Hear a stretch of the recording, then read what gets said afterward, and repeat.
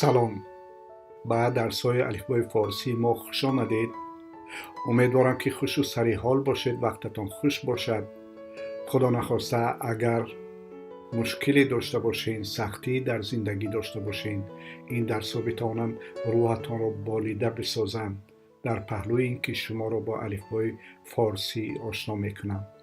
و اگر خسته هم باشید و مشکلی در زندگی داشته باشید، بی تشویش باشید، چرا که بزرگان ما گفتند چون عمر گذران است، چی شیرین و چی تلخ.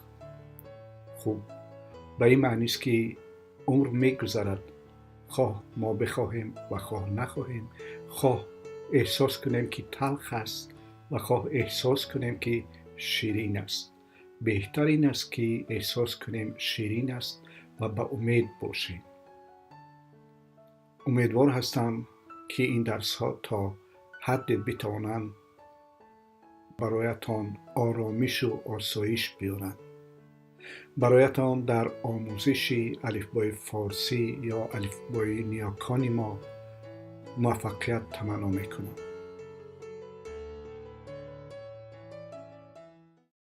حرفی های هوس. حرفی های هوس آواهای ه، ا و ای را افاده می کند، اما بیشتر آوای ه را افاده می کند. گفتنی هستم که حرفی های هوس کمک شاید برای شما مشکل باشد، چرا که شکل های نوشتی بیشتری دارد. حرفی های هوس اگر با حرف های پیش از خود و پس از خود پیوست نشده باشد به این شکل، و اگر با حرفای پیش از خود پیوست اما با حرفای پس از خود پیوست نشده باشد به این شکل نوشته می شود. حرفی های هوس اگر با حرف پیش از خود پیوست نشده باشد و یا در اول کلمه آمده باشد شکلش چنین است، و در صورتی که از دو طرف با حرف ها وصل شده باشد چنین نوشته می شود. اینجا که می بینید سه شکل تقریبا دارد. حالا شما سوال میکنید که چرا چنین است؟ به خاطر اینکه در زمانهای قدیم الفبای فارسی و کلمه های فارسی و متن های فارسی اساساً با دست نوشته می شدند و به همین دلیل هم شکل های گوناگون این حرف را هر کس می نوشت و معمولاً همین سه شکل در مابین کلمه از حرفی های هوس دیده می شود. این شکلش مثلا در نوشته های دستی خیلی معمول است و این شکلش در نوشته های کتابی معمول است. و حالا توجه شما رو به مثال ها جلب می کنم. اینجا شما های هوس رو می بینید، پیش از خودش حرفی ندارد و بعد از آن حرفی واو آمده است. در بالای حرفی های هوس علامتی زبر یا فتحه است و بعد از واو هم حرفی الف آمده است و همش شده است هوا. و اینجا هم حرفی های هوس رو میبینید که در اولی کلمه آمده است و در بالایش علامتی فتحه یا زبر دارد و با میم وصل شده است و هر دو شده است هم، و این هم ر، الف و های هوس که نمیتواند با حرف الف پیوست شد، به خاطر که حرف الف اجازت نمیدهد که حرفی بعد از آن با آن پیوست شود و همه شده است همراه. و اینجا هم حرف میم در بالایش علامت فتحه یا زبر شده است ما، و اینجا هم حرفی های هوس هر دو شده است مه، و همان گونه که میبینید حرفی های هوس با حرف میم پیوست شده است و بعد از خودش حرفی های هوس با حرف ت پیوست شده است و در وسط کلمه آمده است حرفی های هوس و بعد از حرفی ت حرفی الف آمده است و این هم حرفی ب و همش شده است چی؟ محتاب.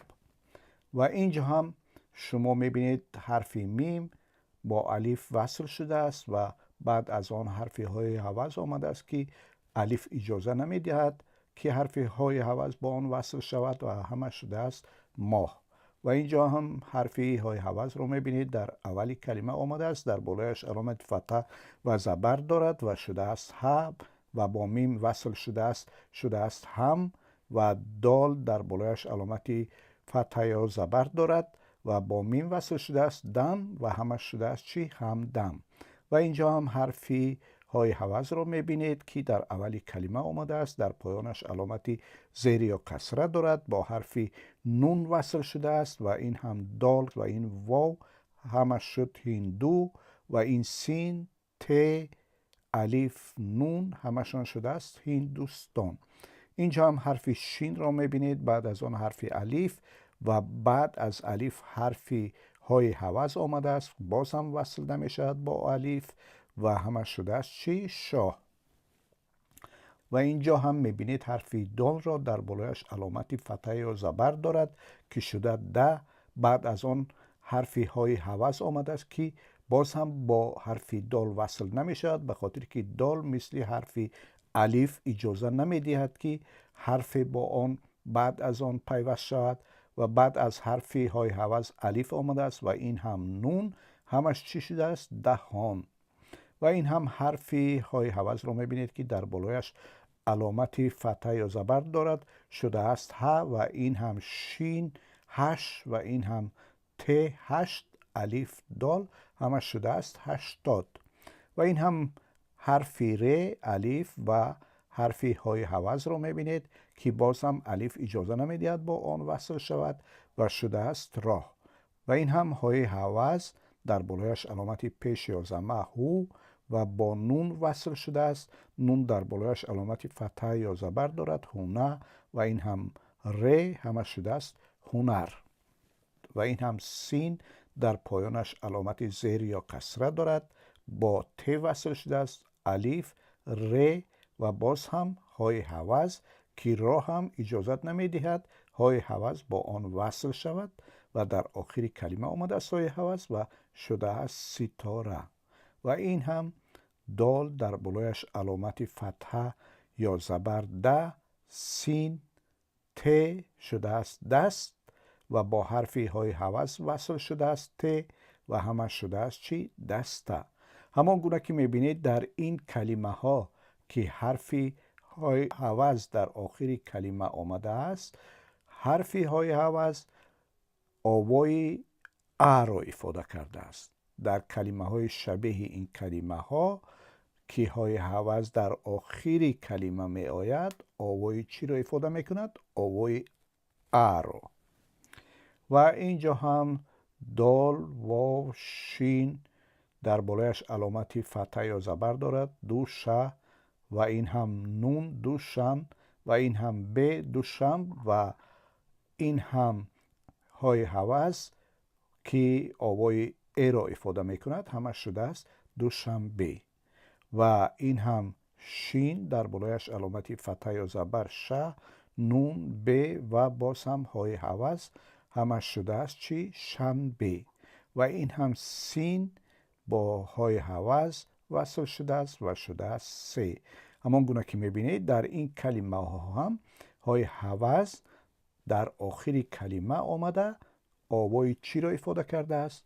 آوای ای را افاده کرده است. در اینجا آوای ا را افاده کرده در آخر کلمه ها و در اینجا آوای ای را. و به این کلمه های دیگر توجه کنید. ب و های حوض هر دوش وصل شدند و کلمه به را به وجود آوردند. همان گونه که میبینید در این کلمه حرفی های حوض ترکیب آوای ای ه را افاده کرده است.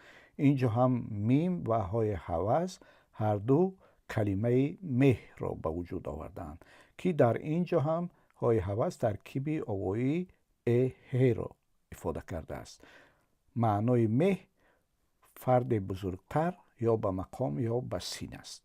و این هم میم با های حوض وصل شده است و بعد از های حوض ر وصل شده است. اینجا میبینید های حوض در مابین آمده است و این شکل نوشت را گرفته است و همش شده است چی؟ مهر. در اینجا هم های حوض ترکیب آوازی ای و ه را افاده کرده است. اینجا هم حرف میم را میبینیم با حرفی های حوض وصل شده است و حرفی های حوض با ر وصل شده است و در بالای ر علامتی پیش یا ضمه آمده است، همه شده مهرو و ب الف و نون همش چی میشد؟ مهروبان. گفتنی هستم که کلمه هایی که در زبان فارسی ریشه اشان از خود زبان فارسی یعنی یا تاجیکی هستند، اساساً با های هوز نوشته میشن. اما این به این معنی نیست که کلمه هایی که به زبان ما از عربی آمدند با های هوز نوشته نمیشن، آنها هم با های هوز نوشته میشن.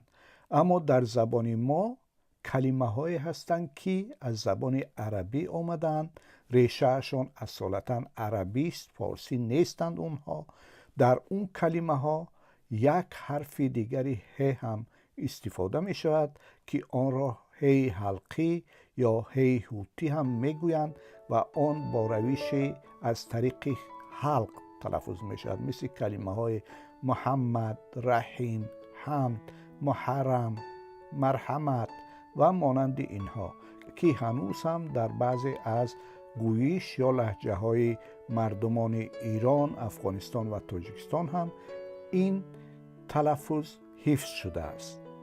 اما درباره حرف هی حلقی ما در یکی از درس‌های بعدی خواهیم پرداخت. خوب دوستان عزیز، همین بود درس امروزی ما. امیدوارم که از این درس خوشتان آمده باشد و لحظاتی که با ما بودید خوش گذشته باشد و بتوانیم در درس‌های آینده نیز همراه شما باشیم تا اینکه بتوانیم شما را با الفبای فارسی آشنا بکنیم.